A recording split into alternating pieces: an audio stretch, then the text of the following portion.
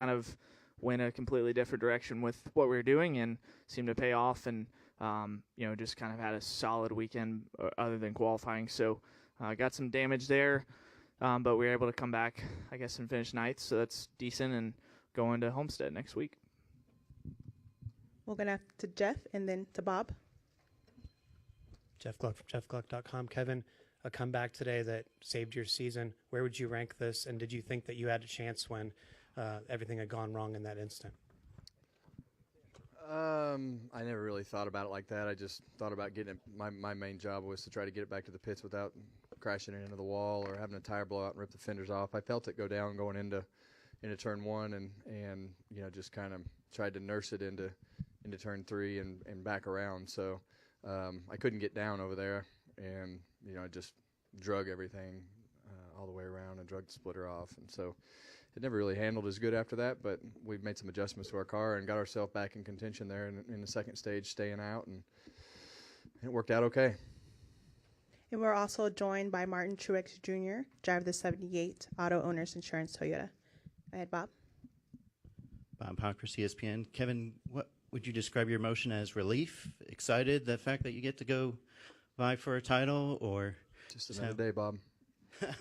It's not just another day. It was a day where you could have been knocked out of the championship. You don't do anything different. I would prepare no different next week if I was out as I would if I was in. So that's what I always tell you guys: win or lose, it's the same prep every week. Did we have any questions for William Byron? We'll go to Matt. Matt Weaver with Auto Week for William. The season's not over yet, obviously, but what are the things that in this rookie year that you feel the most proud of, even though the numbers don't necessarily show it as being something that's great? Yeah, I mean, I'd say just kind of how we've grown, or how I've grown. There's been a lot of things to learn, so just how I've improved those things, or how people have helped me improve those things, and looking forward to next year, what we have there. And I think probably some of the decent runs that we've had, look at the road courses went pretty well for us, and then some of the short track races went well. So probably look at that stuff and be proud of that. Do we have any other questions for William? All right, well, thanks for joining us, William. Congratulations. All right, we'll go to Dustin and work our way to Wolfgang and Bob. Dustin Long, NBC Sports. Kevin, what did you feel like was your biggest challenge today then with everything that you kind of had to go through? Flat tire, just, with leading the stage there, coming to the white and tire goes flat. So, that just put us behind and drug the front of the car off, and the splitter and everything up front was drug off. And it just, that was really the turning point in our day to not have everything go right. But I mean, we got ourselves back in contention there, and, we're going in the right direction, and wound up just finding a spot at the end to just survive there and get to the finish. Okay. Question to Martin, especially the second part of the race was very chaotic. How did you manage to stay out of all this chaos and not involved in all these problems? Right place, right time, a few of them. The big crash off at turn two on that restart on the backstretch was, it was close. There was cars, smoke everywhere. I just basically stopped going into turn three and was lucky to find a hole to get through. So just a little bit of good fortune, a little bit of the right place, right time. And, the rest of the day we just, we battled and got what we could out of the car and did what we had to. Bob Hockers, ESPN. A couple more for you, Kevin. First off, do you know, Goodyear said it was likely a puncture, but they weren't sure. Do you have any idea what caused the? I don't. Okay. And on the restart with Kyle leading and Eric second and you third, did you feel your car was good enough that you had a chance to win, or did you feel like your championship bid was more on how Almirola was going to run? I just needed to get my car set on the bottom and try to get everything so that I could get a good exit off the corner, and that was really all I was worried about. Okay. Another question, follow up from Bob. Kevin, was his tire went down? You said already, when I understood it correctly, the splitter was damaged or broken or whatever. Did you not was fearing when this tire went down, you had the tire problem, that maybe some more serious damage could be done to the suspension, for example? In that instance, you just hope that the sway bar stays connected, and that's really the biggest worry. So I hadn't looked under the car and seen how bad it drug it all off, but it was good enough to keep going. So and the sway bar was still hooked up, so that was the main thing. Jerry? Jerry Jordan, KickingTheTires.net and PRN. Martin, with everything that's happened with you this season, defending your championship, what does that mean to you with the changes that have happened? Well, it's exciting for us, I think, to be in this position again. This is our third trip to Homestead in 4 years, which I think is something we're all really proud of as a group, and obviously as going to be our last race together as a complete group. It's definitely going to be a special weekend, and all we can do is prepare the best we can and do the same thing that we've done down there before, and just try our best. That's all you can do at the end of the day. So we've got a great team. It's been an amazing ride together, and hopefully we can get down there next week and make our owners proud and just our potential. We'll go up front to Lee. My question is for Martin. Oh, sorry. Go ahead.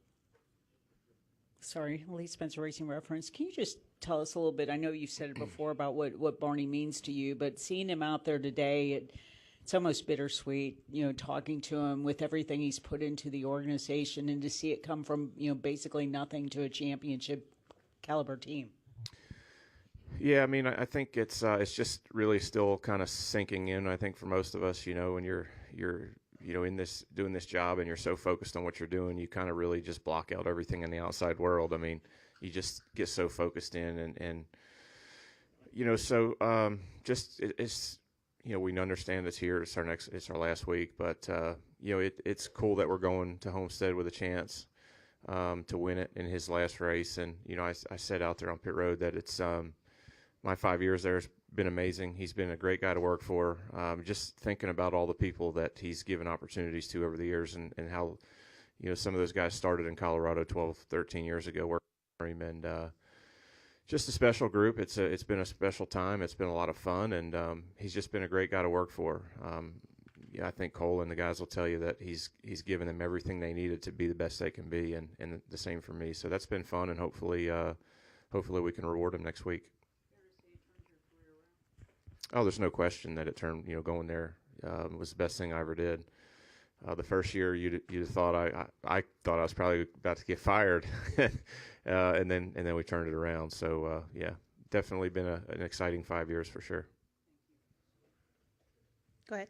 Martin, with the last stage having 2 red flags and multiple cautions, now you've been to Homestead many times, but is that as difficult of a final stage at Phoenix as you can remember, even if you weren't necessarily involved, just to have to get through all that?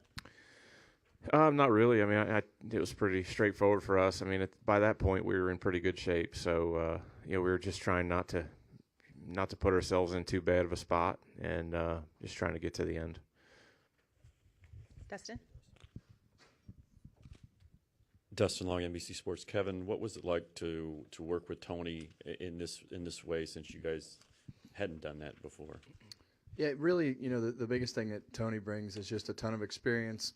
Obviously, a familiar face to the NASCAR officials, and he's been with Stuart Haas for a long time and worked with all those guys and worked with everybody in the shop. So, he's very calm sitting up on the pit box, unless he's winning the Daytona 500.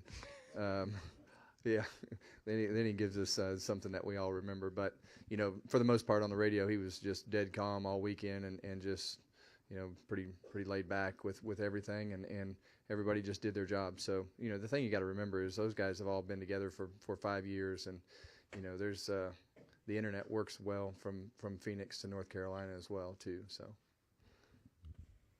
Are there any other questions?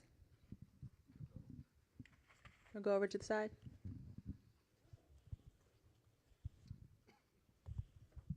Kevin, Greg Moore, Arizona Republic.